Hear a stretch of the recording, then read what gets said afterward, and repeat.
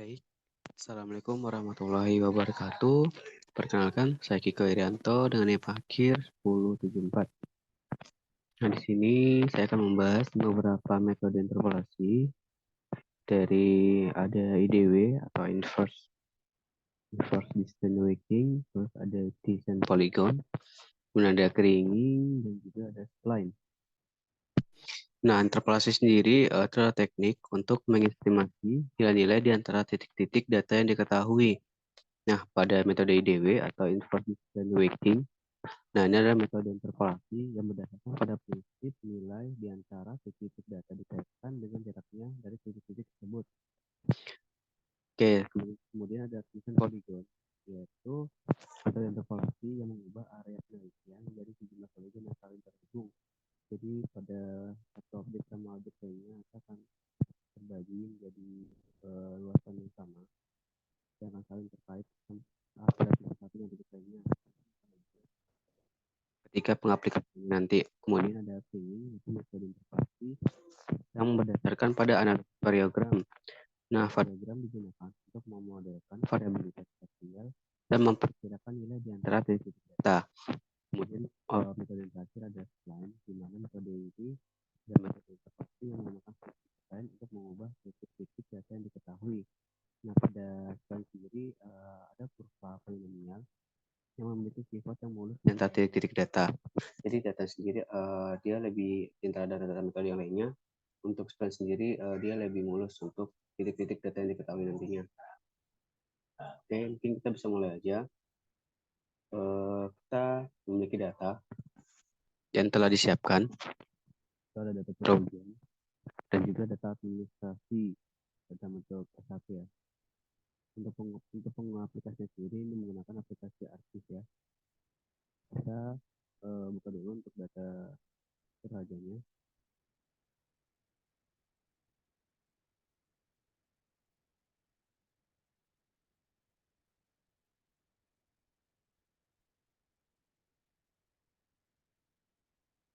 Oke, di sini data yang ada data curah hujan dan stasiun. Ada 5 stasiun: Stasiun Buayan, Paranggayam, Alian, Pertanahan, dan Prembum yang memiliki data curah hujan masing-masing.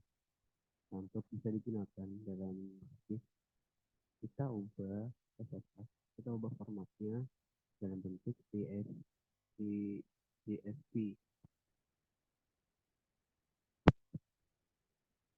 di sini kita pilih CSV formatnya untuk penamaan bebas. Kita tulis stasiun CH Kebumen. Oke. Setelah kita simpan stasiun CH Kebumen, kita masuk pada aplikasi ArcGIS ya. Nah, ini ada kesalahan yang paling sering orang lakukan ya. Jadi pada layar ini kita ubah dulu koordinatnya pada WGS 1984 atau koordinat umum yang sering digunakan. Jika sudah, kita lihat data. Kita masukkan data stasiun Jorojan tadi yang telah kita ubah formatnya ke bentuk CSV yang ini. Kita add. Dia akan muncul dalam layar seperti ini. Nah, untuk memunculkan titiknya sendiri, kita pilih display XY data. Untuk result ini kita pilih data curah hujan. Kita oke. Oke, nah ini akan dia akan muncul titik pada layarnya. Nah, ini adalah titik stasiun yang ada pada kota Kebumen. Nah, untuk pengguna nanti, ini kita ubah dulu karena ini bentuknya raster. Kita ubah dalam bentuk SHP dengan cara kita ekspor datanya. Pilih data, kemudian kita ekspor data. Nah, ini untuk penyimpan sendiri bentuknya SHP. .shp. Nah, ini kita penamainnya dulu, penyimpanan lebih mudah.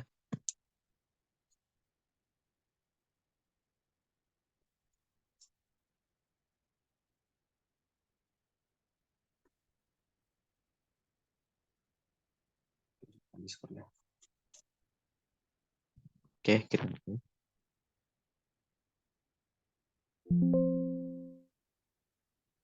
Oke, data raster tadi bisa kita remove. Nah, ini udah ada ya prestasinya. Lalu kita tambahkan data administrasi kecamatannya. Nah, ini untuk data administrasi Kebumen. Ya, bisa kita lihat. Jadi pada titik ini adalah titik stasiun yang ada pada wilayah Kebumen. Stasiun Curah Nah, untuk memunculkan namanya, kita pilih properties untuk data stasiun Curah Pada bagian label, kita centang label future in this layer. Setelah ini kita bebas ya untuk mengeditnya, untuk font dan segala macamnya. Di sini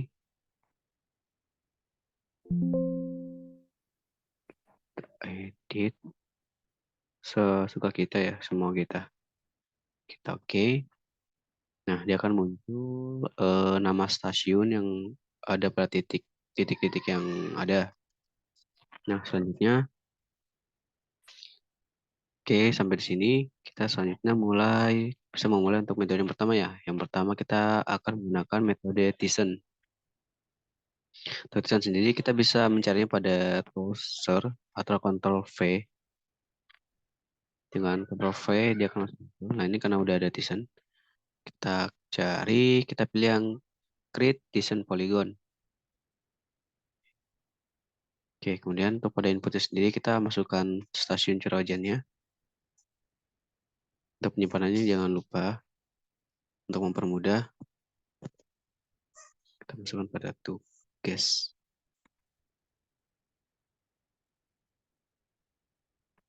Oke, di sini kita masukkan namanya season. Oke, untuk namanya bebas ya. Kemudian setelah masukkan namanya, kita save. Kita masuk pada environment. Kita pilih yang processing extends. Nah, fungsinya ini sendiri kita pilih same as layer administration kecamatan. Nah, ini kita fungsi sendiri agar polygon tisannya nanti dia akan menyelesaikan luasan pada administrasi data administrasi ini ya, yaitu kota Kebumen. Perkasaran basisnya kita yang maksudnya sama administrasi Kebumen. Dan kita oke. Kita oke. Tunggu beberapa saat.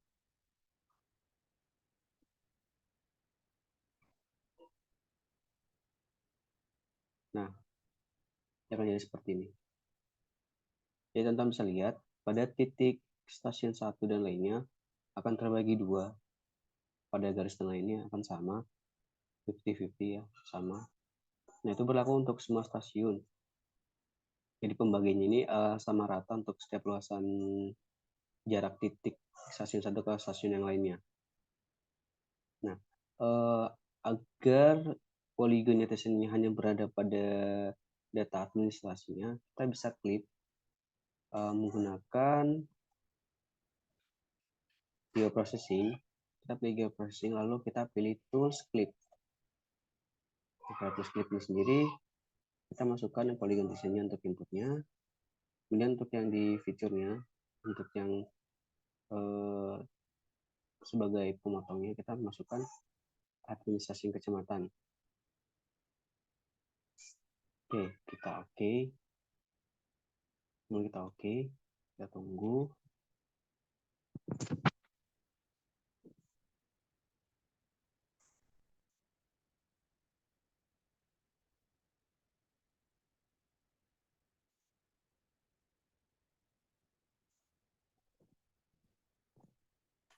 Mohon maaf sebelumnya kalau videonya agak sedikit keras ya, karena ada permasalahan. Selanjutnya untuk data Tizen yang sebelumnya kita remove aja karena sudah ada Tizen yang sebelumnya. Selanjutnya karena kita sudah mengklik datanya, ini videonya terus ya. Maaf ya. Selanjutnya kita tertulis agar lebih rapi ya. Kita ingin memindahkan data curah hujan yang ini kita ingin pindahkan kepada ini sistem yang tadi kita gunakan. Nah, caranya adalah sebelum kita ubah dulu ya untuk titik koordinatnya tadi kita ubah mengikuti daerah Kebumen. Nah, pada daerah Kebumen itu sendiri masuk pada koordinat 49S. Nah, teman bisa masuk pada sini, pada actual box. Teman bisa pilih yang data management tool, data management tool. Lalu pada projection and transformation, di sini kita pilih project. Nah, setelah project, untuk bagian inputnya sendiri, kita ingin ubah desain yang tadi. Nah, yang awalnya inputnya WGS 1984, ingin kita ubah outputnya menjadi UTM zona 49S. Nah, setelah sudah, jangan lupa untuk penyimpanannya. Kita pilih.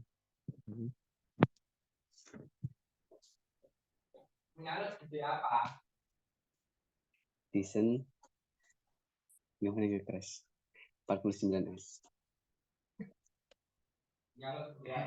Kita save. Kita oke.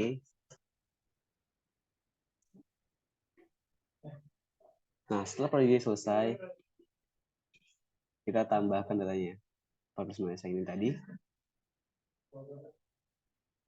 Nah, jadi untuk klik yang awal tadi yang koordinatnya masih umum, kita remove aja. Kita remove.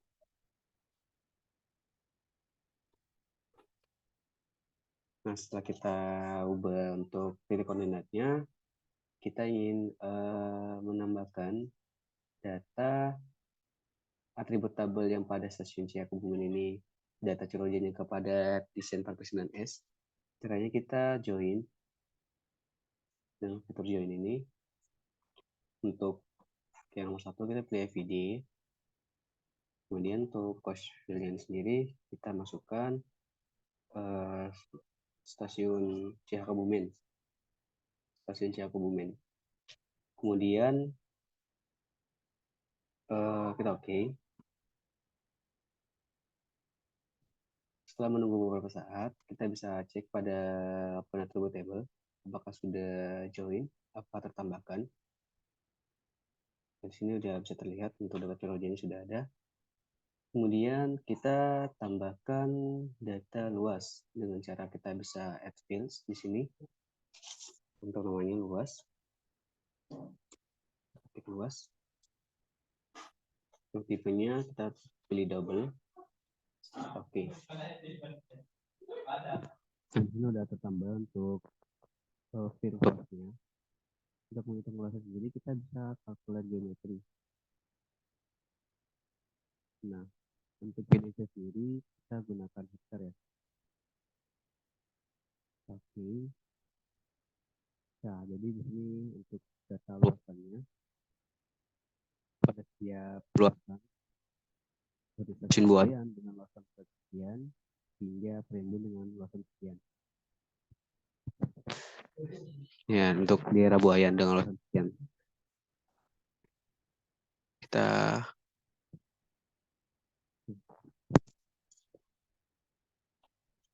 selanjutnya setelah kita menambahkan datanya ini,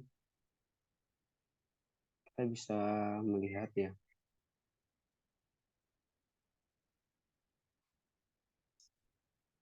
Kita bisa melihat data curah hujannya, kita pilih properties.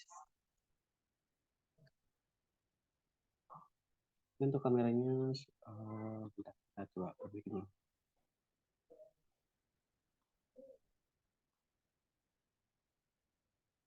Oke, oh ya, sudah prefix ya. Di sini kita bisa pilih simbol untuk kategori. Kita pilih curah hujan ya. Curah hujan kita pilih warnanya bebas. Karena yang curah hujan kita pilih warna biru. Tambah kita hilangin aja. Oke. Untuk curah dan curah hujan pada stasiun curah hujan itu 308 untuk kalian hingga paling tinggi 487 untuk yang buayan. Oke, itu untuk metode Tisan. Oke, next kita bisa mencoba metode lain yaitu IDW. Untuk ini, untuk mencari metode sendiri, kita pilih Art Toolbox. Kita masuk pada,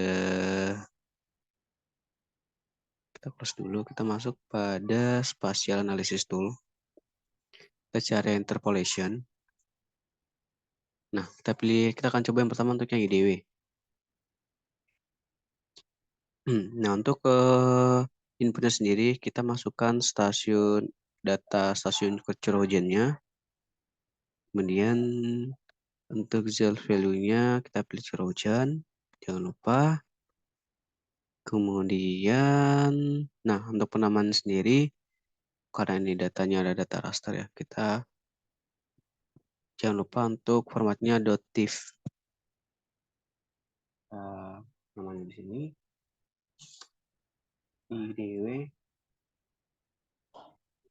idw.tif. Kita save. Kemudian untuk bagian environment sama untuk casting ini sendiri seperti yang sebelumnya kita pilih data administrasi kecamatannya untuk menyesuaikan pada luasan daerah yang ada pada raster. Nah, di sini juga kita pilih yang bagian max administrasi kecamatan Bumi juga. Kita oke. Kemudian kita oke juga. Tunggu beberapa saat.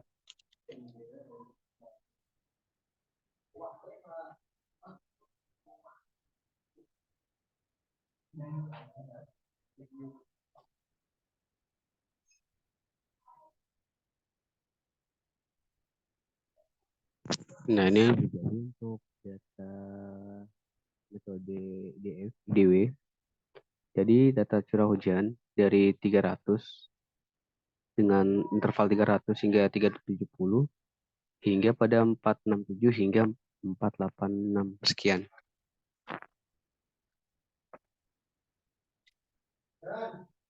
Oke, untuk metode IDW ya, teman bisa lihat. Kemudian kita bisa menambahkan kontur atau interval agar jika interval terlalu jauh ya, teman-teman bisa kita melakukan kontur untuk mengetahui interval yang kita inginkan. Cara sendiri kita bisa menggunakan fitur ser. Kita tulis kontur, kontur,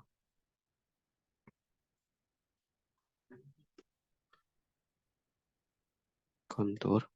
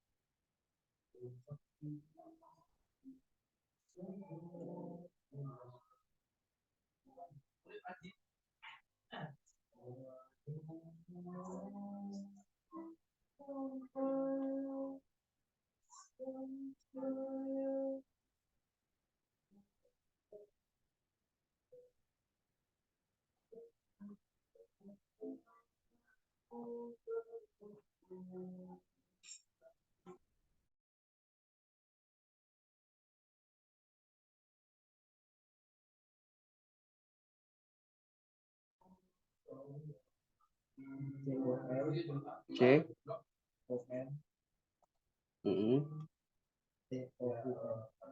Kontur.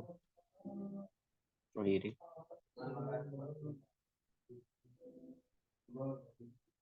Dan untuk metode ini sendiri kita mencarinya menggunakan fitur share.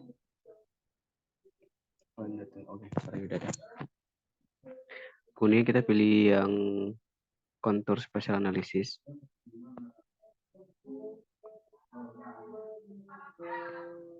Pilih ini ya.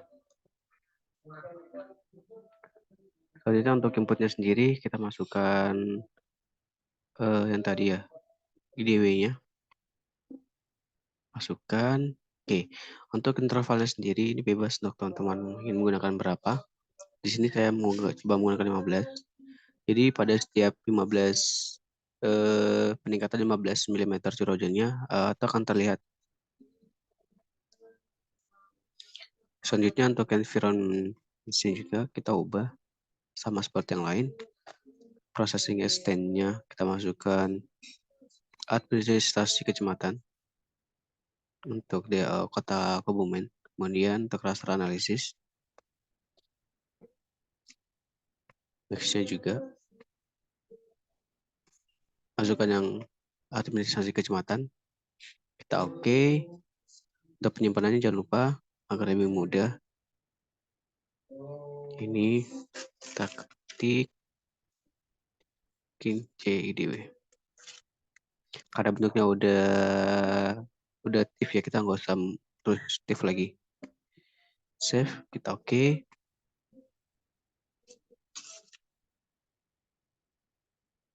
Tunggu untuk processingnya.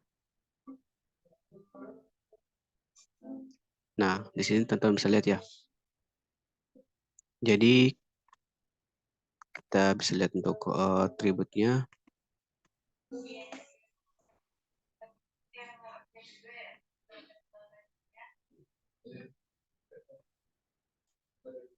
Untuk setiap poligon pada peningkatan setiap 15 mm dia akan terbagi seperti ini teman-teman. Jadi dia lebih jelas untuk datanya. Oke, ini untuk metode IDW. Mungkin selanjutnya kita bisa masuk pada metode lainnya, yaitu metode keringing. Ya, masih sama seperti metode IDW. Kita masukkan inputnya data stasiun. Untuk Z value-nya masukkan data curah hujan. Selanjutnya untuk penamaannya jangan lupa .tif juga. Keringing .tif. Oke. Hadir.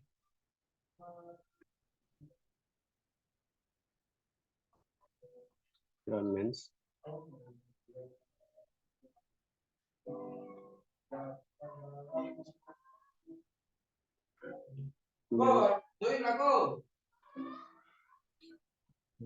Sebentar. Kemudian sini kita pilih sama seperti yang lainnya. Raster analisis. Kita masukkan aksesnya, data administrasi juga. Kita oke.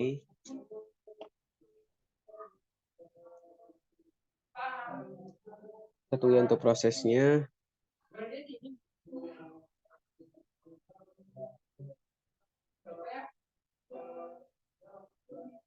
Nah, di sini untuk metode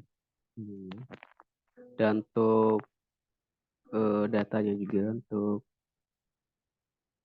dari interval 300 yang paling kecil ya 308 hingga 328 hingga pada paling tinggi berwarna putih pada buayan dengan curah hujan 466 mm hingga 486 mm. Nah, ini untuk metode keringin. Selanjutnya kita juga bisa menggunakan interval juga kontur pada metode keringin ini juga.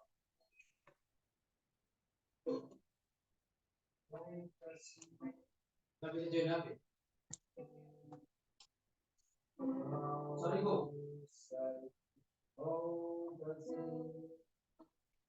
untuk inputnya sendiri sama seperti tadi. Kita masukkan yang keringin.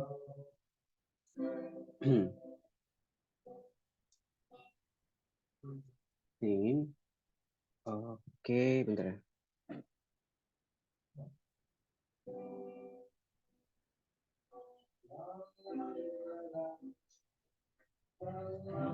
Oke, kita lanjut. Maaf ada sedikit kendala. Untuk intervalnya ini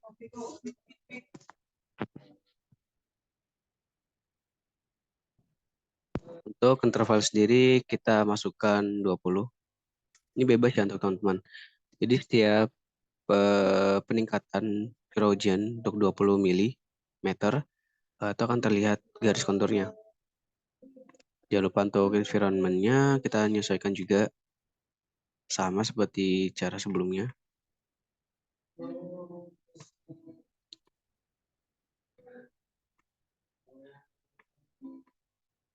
Oke, untuk penamaan sendiri agar mudah ya. Kita tulis C underscore keringin. Oke, kita save. Setelah sudah, kita oke.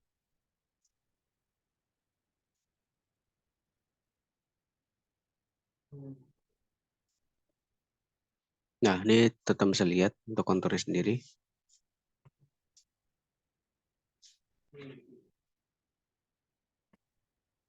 Nah, untuk pada data yang telah kontur pada setiap peningkatan 20 curah hujannya, itu akan terlihatnya. Ini ada 480 paling tinggi, ada 460, hingga penurunan setiap 20. Nah, itu untuk kontur pada keringingnya. Kita bisa tutup juga, close. Selanjutnya untuk metode yang terakhir, ada spline. Oke, untuk inputnya sama, menggunakan data stasiun curah hujan ini. Kemudian untuk Z value-nya, pilihan curah hujan, penyimpanannya juga, jangan lupa spline.diff. Oke, format ini sangat mempengaruhi ya, jadi jangan sampai lupa. Setelah itu environment juga agar menyelesaikan pada wilayah data administrasi kecamatannya, data kota kebumennya. Sini untuk maksnya kita pilih juga administrasi kecamatannya, data administrasinya kita oke. Setelah semua selesai, kita oke. Kita tunggu prosesnya.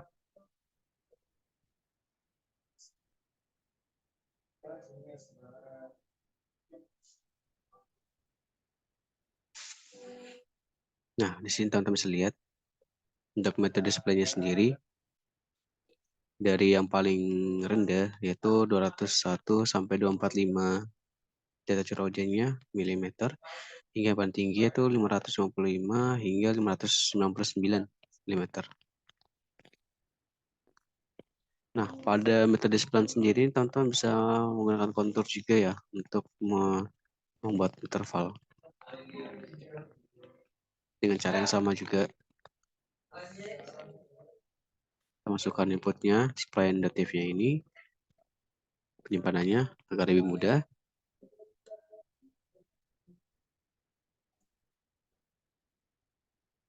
Spline.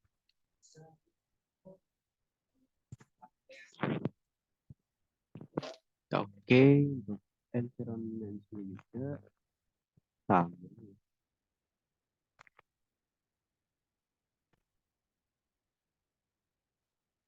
Nah, extensinya kita pilih administrasi agar menyelesaikan juga sama seperti yang lain.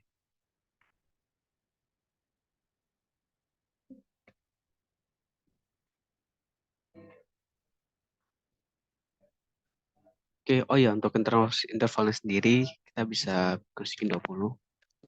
Ini bebas sesuai penggunaan teman-teman ya. Kita oke.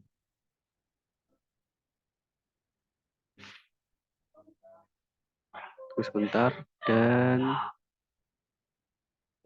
ya, ini adalah kontur atau interval untuk setiap peningkatan 20 mm untuk curah hujannya. Dan mungkin itu aja eh, hasil pekerjaan saya ya. Untuk metode interpolasi, untuk beberapa metode seperti ada IDW, keringin, spline, nah seperti itu. Dan juga desain poligon tadi. Ya mungkin itu aja dari saya tutup. Wassalamualaikum warahmatullahi wabarakatuh.